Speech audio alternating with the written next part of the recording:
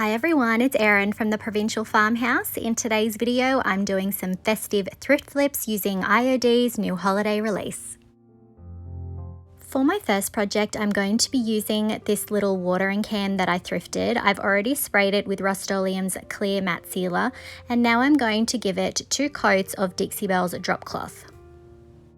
I'm only going to be adding the drop cloth paint to the body of the watering can. I'm not going to be adding it to the spout or the handle or the inside. I have another plan for this. You can find a full product list in the description of this video and most of these products on our website, theprovincialfarmhouse.com.au. Once my drop cloth coat is completely dry, I'm using Dixie Belle's Juniper limited edition 4-color. This is a beautiful deep green, definitely a favorite for the season, and I'm going to be adding it to the spout and the handle of the watering can and also the inside. As you can see, I'm using a small artist brush to get a clean line between the transition of the drop cloth and the juniper. If you're not a very confident painter, something you could do is that after you've applied the drop cloth and it's dried, you could add a clear coat, and then when that's dry and you're adding your juniper or whatever different color you're using, you could use a baby wipe to wipe off any areas that you went outside that area.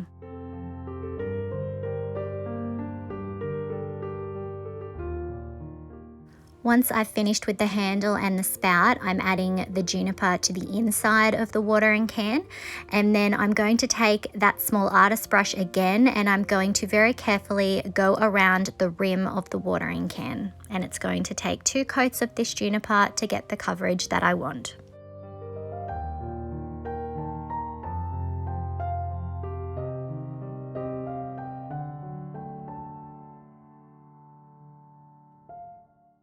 Once my paint is completely dry, I'm going to be using IOD's new Holly Glen transfer. This is such a beautiful design. It has all of these lovely woodland creatures, some really gorgeous earthy tones. Very excited to be using this one today.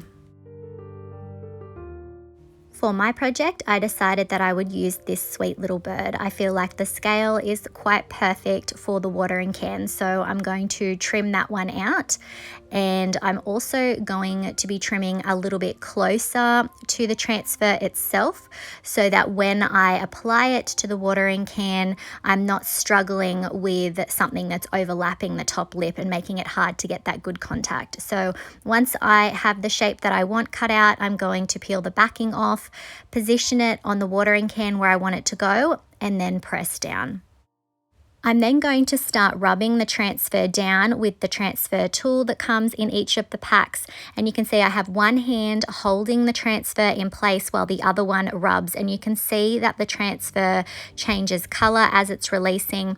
And I'm working in sections here. There are some little grooves in this watering can, so I'm also using my little transfer stick to push the transfer down into those details, and I'm lifting that plastic as I go, going slowly, so I make sure I have all of that transfer down. And I am also going to probably get a few little cracks and creases, but that's okay. We're going for a vintage look anyway. So now I'm just using my finger to make sure that I have all parts of the transfer down, and then I will use the backing sheet to rub and burnish the design more.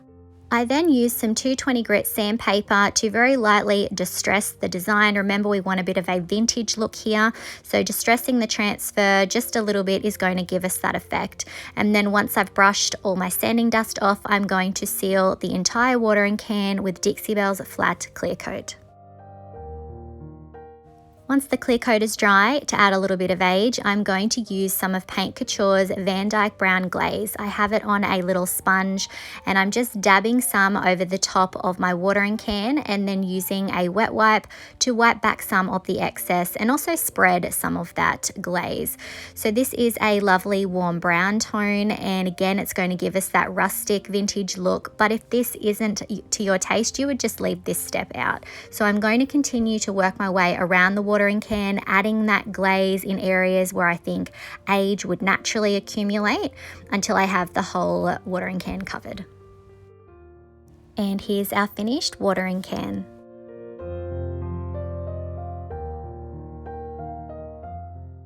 I love how this turned out. I've put a Christmas tree in this one so that it has a festive touch, but this could definitely be displayed year round.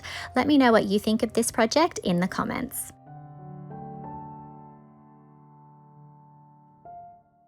For my next project, I'm going to be working on this little craft box that I thrifted.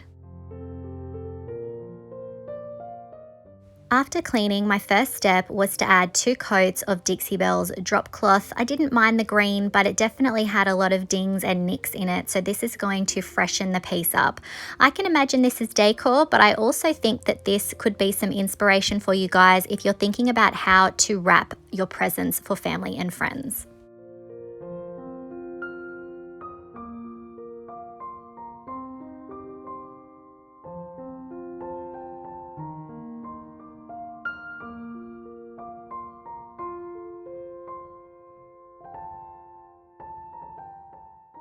Once my 2 coats of drop cloth have completely dried, I'm going to take IOD's new Portabello Road stamp.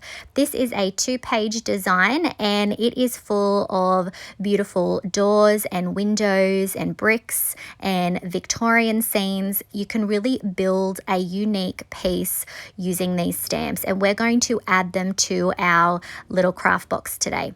I'm going to firstly take the backing of each of the stamps because these are brand new. We need to season them, so I'm taking some 220 grit sandpaper and I'm just lightly sanding in one direction over all the stamps, then turning it and sanding once the other way.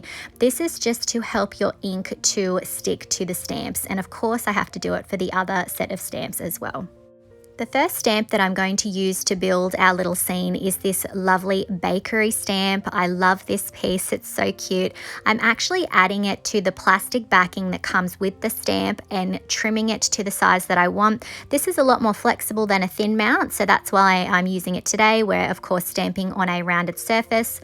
So I have inked up my stamp. I'm going to brace my round box with 2 paint containers either side, position my stamp where I want it to go, and then carefully press down. So you'll see I always have one hand holding the stamp in place while the other moves and applies some light pressure so that we can get all of that stamp touching our surface. And then when I'm ready, I lift straight up. Next, I want to add a door further along. So here I'm just holding the stamp up to work out which one I want to use. I'm then inking it up, positioning it where I want it to go, and then very carefully pressing down. So you definitely want to take your time while you're doing these, but these are so fun. I almost felt like I was creating a dollhouse of sorts. So once I have that one down, I then moved on to a window, and there's a few different window designs to play with here.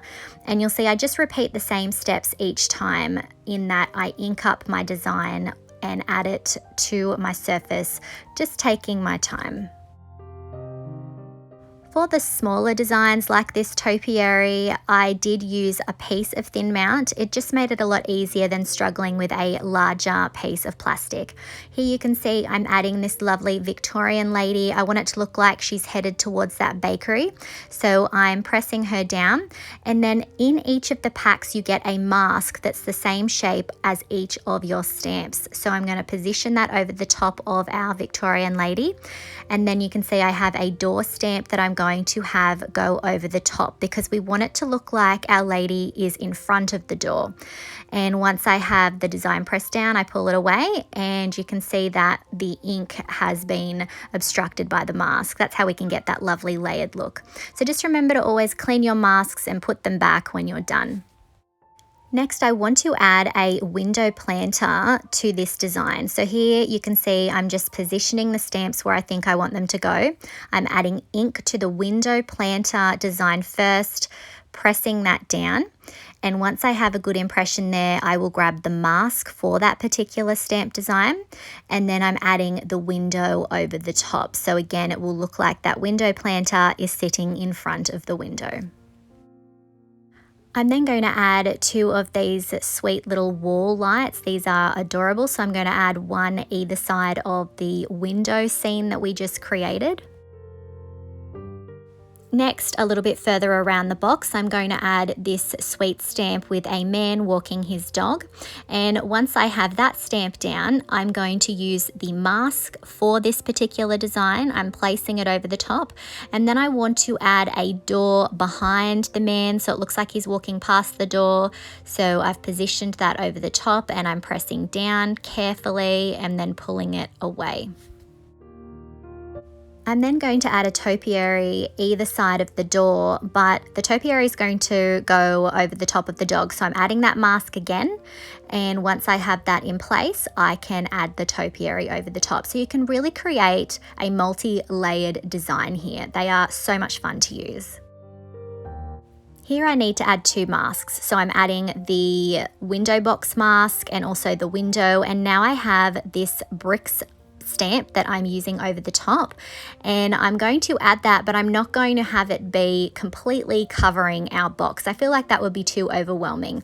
So I'm going to be working my way around the box design and pressing down my stamp. And I'm not always going to use the mask. You can see I'm sort of flexing the stamp and just picking random areas to show that brick.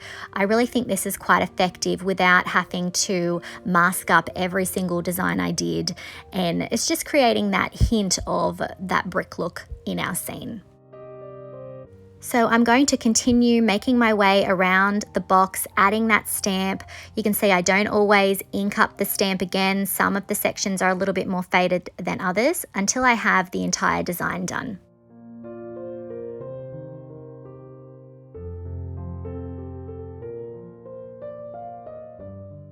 For the lid of our box, I decided to paint it juniper. I really love the two-toned look with this, so I'm going to paint the entire lid in that lovely juniper, and it's going to take 2 coats to get the coverage I want. When that's dry, I'm going to be using IOD's new winter adornment stamp. This is another 2-sheet stamp design. There's so much beautiful greenery and florals. And again, this is a brand new stamp, so I do need to take the backing off and season with 220 grit sandpaper. Remember, this is something you only ever do once when you first open up your brand new stamps.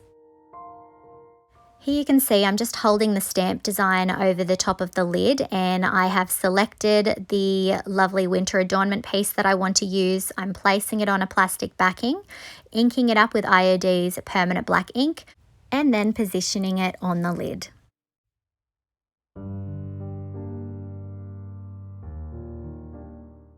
I want to add the same design but in reverse. So I'm going to add down the mask for that particular stamp.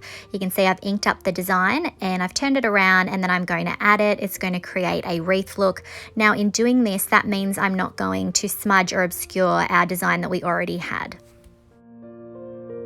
The next day I used Dixie Belle's Best Dang Wax in Clear to seal the entire box. I then used a paper towel to wipe back the excess.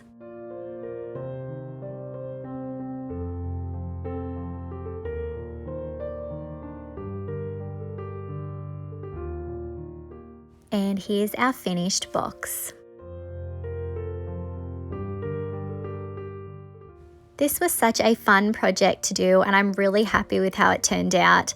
I think it could definitely make a lovely Christmas decor piece, but also a great idea for creating some really custom gift wrapping for the festive season. Let me know what you think of this in the comments. For our final project today, I'm going to be using this ice bucket that I thrifted a while ago. My first step is to take it outside, and I'm adding some black spray paint. I initially focused on the edges of my piece because I didn't have that much black spray paint left. I then went in and filled in some of the outside. We're adding the black because I want it to look a little bit like an old enamel piece. Once I have most of the base covered, I did take some clear spray sealer and added it to the inside of the bucket, as we are going to be painting that as well, and it needs to have something to grip onto. After this had dried for about 24 hours, I took some of Dixie Belle's drop cloth chalk mineral paint, and I'm going to paint the entire outside of our bucket with 2 coats of this paint. As I said in the beginning, I am going to be wanting to create a bit of an enamel look here. So I am going to be coming in and doing some wet distressing once my 2 coats of the drop cloth have dried. And we are going to be using a different color on the inside. So here you can see I'm taking a baby wipe and I'm rubbing it along the edges where I think that some of that black on an enamel piece would peek through. And I'm just going around in random spots and distressing it back, paying particular attention to where I think that the natural wear and tear would occur.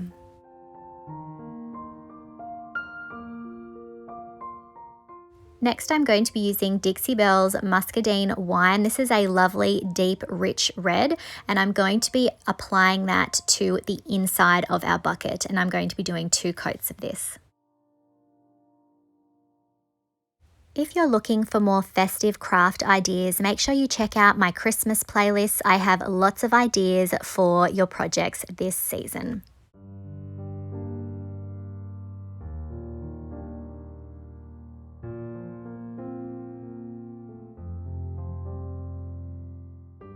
Once my paint had completely dried, I took some more of that muscadine wine and poured some out on some cardboard. I'm going to be using my brayer, and we're going to be adding some of the winter adornment stamps to the outside of our bucket. So I'm applying it to that plastic that we were using before, and then I'm using a brayer to apply my chalk paint. Now you want to go a little bit heavier with the chalk paint than you would with the ink.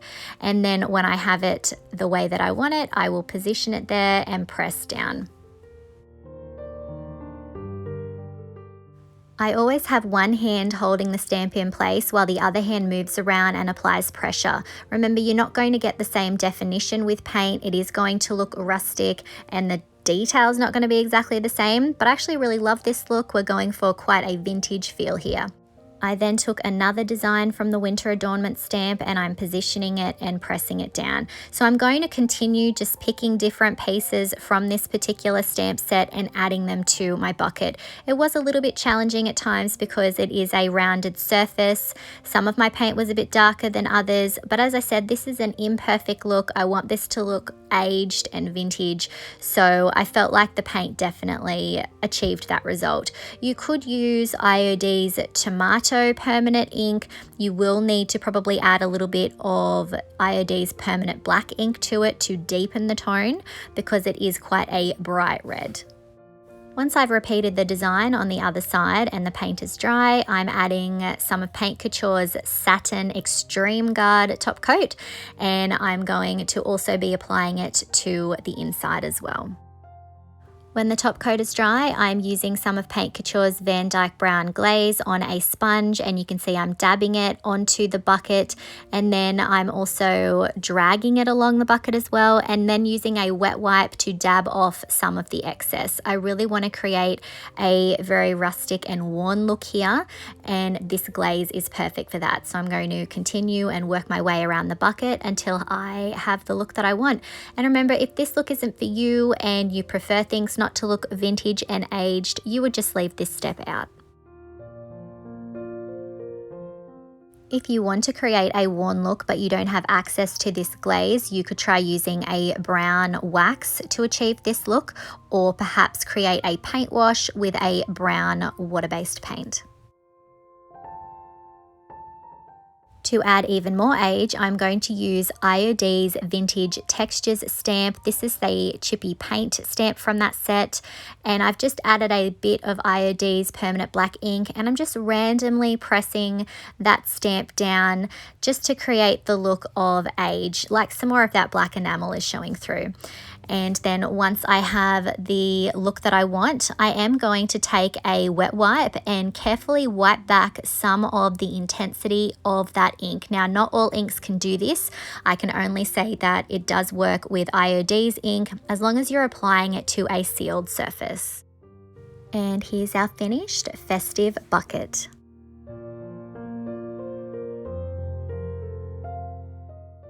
I love how this turned out. That winter adornment stamp is definitely a new favorite. There are so many beautiful foliage and greenery designs to choose from. Let me know what you think of this in the comments.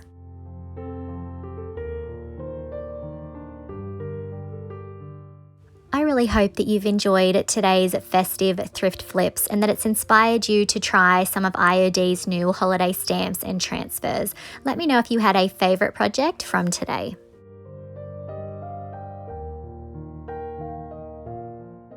If you enjoyed today's video, I would really appreciate it if you would hit that like button, comment, and share it out.